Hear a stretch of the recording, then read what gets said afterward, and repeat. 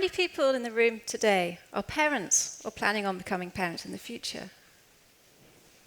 Quite a lot of you. Now imagine for a moment that in 3 to 6 months' time, you're going to have your first baby. What sort of parent do you aspire to be? What do you want for your child? You might want your child to be intelligent, well-educated, popular perhaps, or sporty. But most of all, you probably want your child to be happy. Now, in our modern-day parenting culture, this usually equates to the child being successful in order to be happy. And in order for your child to accomplish this, you're going to try and give them the best start in life and be the perfect parent. Now, there's an assumption that children need and deserve all the time, money, and attention a parent can superhumanly provide in order to give them a competitive head start. And this has become culturally ingrained. Now, I've heard about the Matka Polka tradition here in Poland, of the mother, and presumably in progressive families, the father too, sacrificing themselves for their kids and their family. So I think this might be relevant to you guys here today. Now, the idea I want to share, along with my co-author Rina May Acosta, that putting all your energy and attention into aiming for perfection is not the best approach, not for you and not for your child. This is not an obvious idea at all. So we want to explain why and tell you how our life experiences show this to be true. Being a great parent does not have to be about being the best, about winning the competition of life. And it's not necessarily a good thing to overthink parenting or over-research it. A more relaxed approach can take the stress out of parenting, as we discovered when we moved to another country. Now, who are we?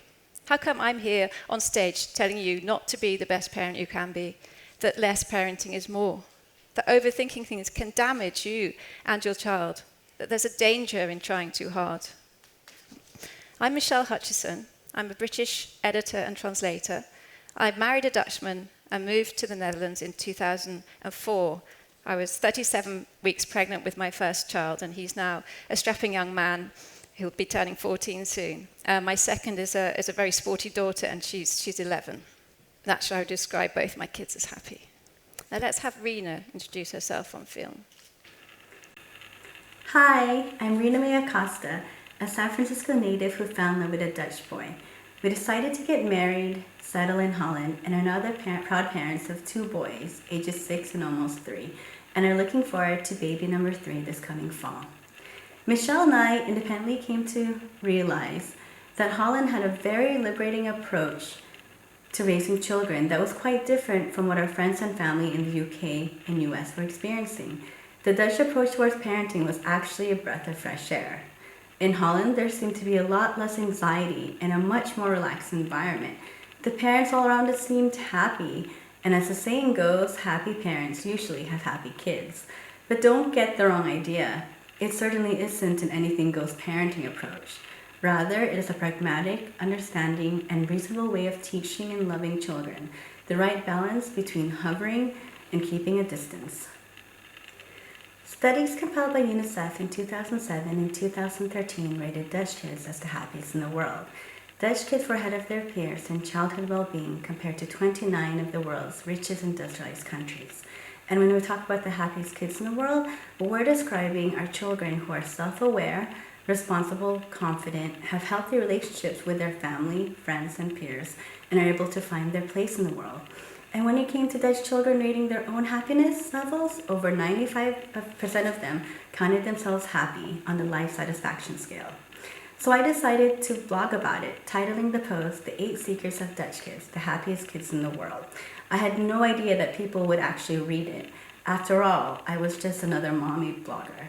But something about it resonated deeply with lots of people around the world.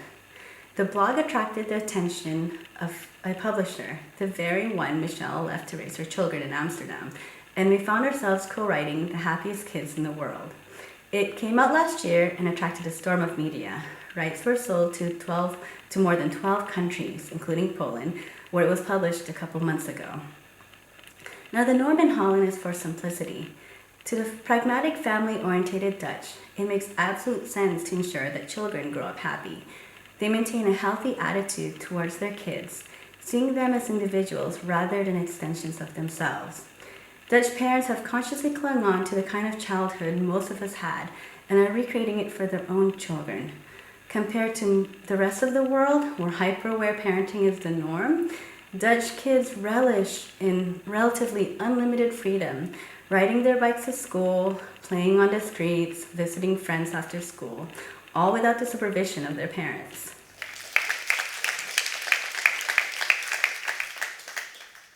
Now, all that freedom she describes, it sounds familiar, doesn't it? And yes, many of us grew up that way. So why can't we recreate this for our kids? These ideas aren't uniquely Dutch at all. Many of us would love to implement them if we weren't so worried about what other parents around us would think.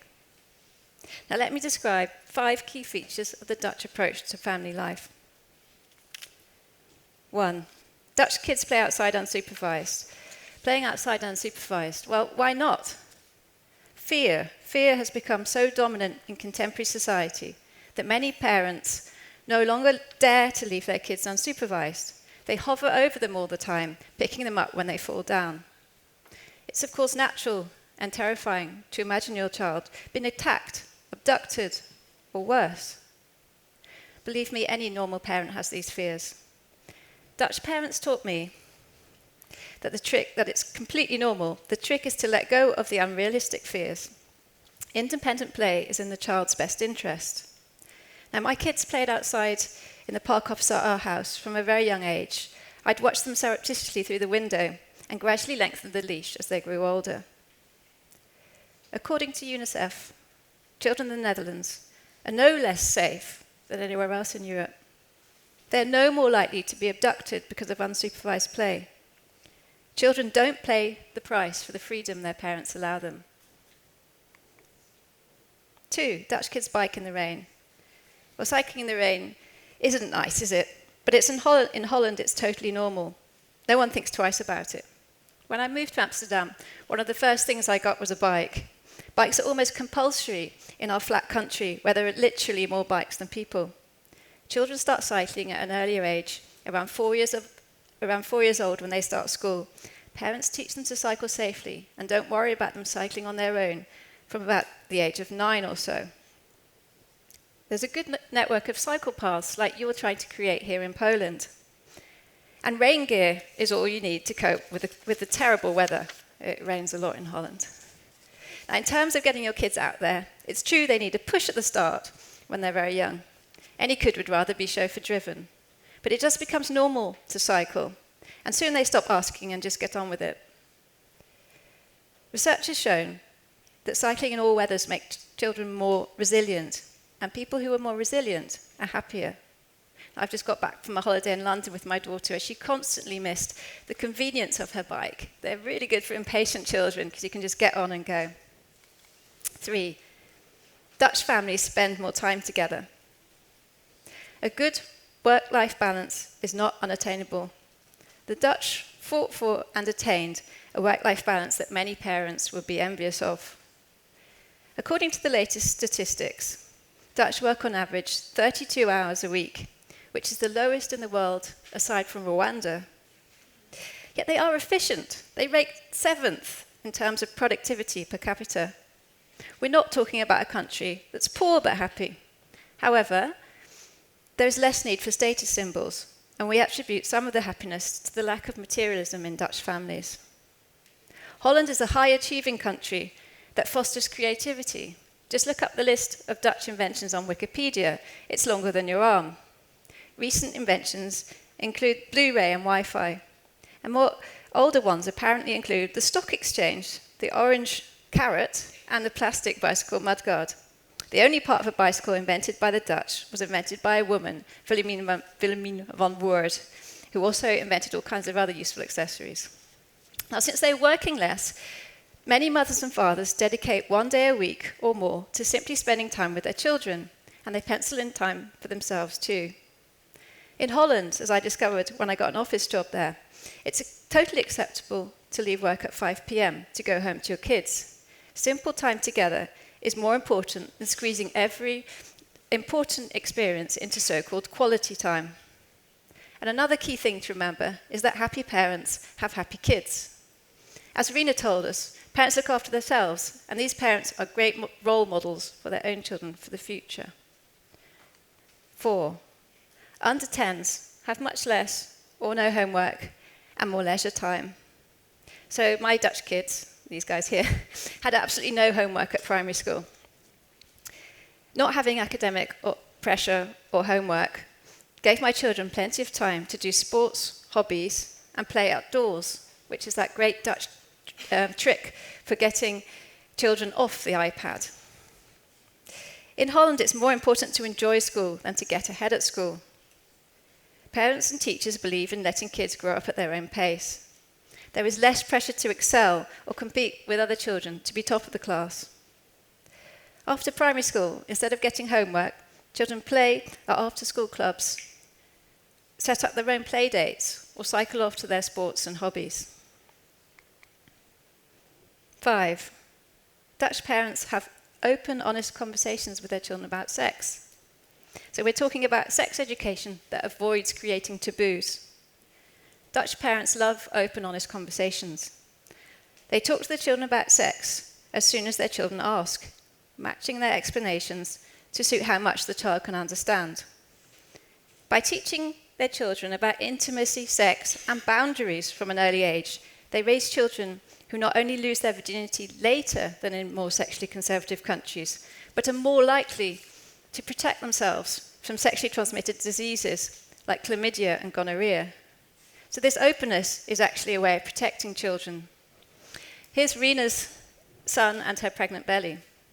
How many people here would be completely at ease if their child asked, where do babies come from? In Holland, it's not embarrassing to answer questions like this. We just do it in a relaxed way. Now, knowledge about reproduction, sexuality, and intimacy empowers children to set their own boundaries later. And last but not least, Dutch kids eat chocolate sprinkles on bread for breakfast. Okay, that's tip number 6. It's an extra free tip. But anyway, don't sweat the healthy eating in the morning. It's more important to go to school on a full stomach.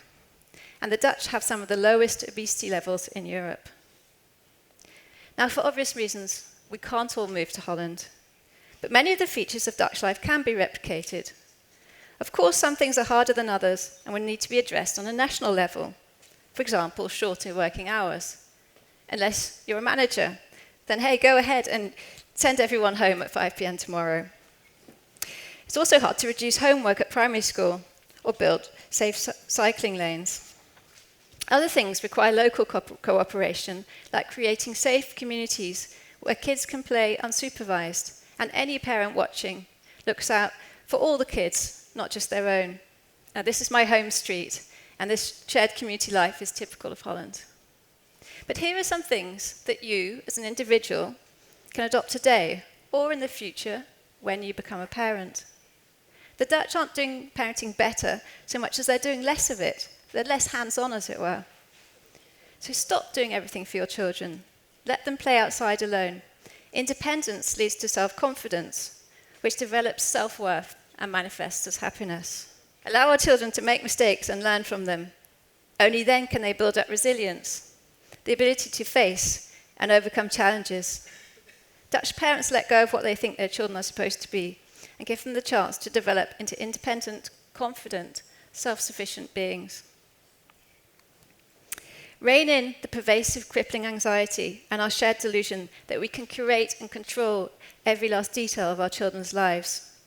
We're not advocating taking crazy risks. Note the children here have on safety belts. But although it's a metaphor, a nervous parent might deny these kids the pleasure, excitement, and a valuable opportunity to learn about balance. Learn from the Dutch word relativeren, which means putting things in perspective.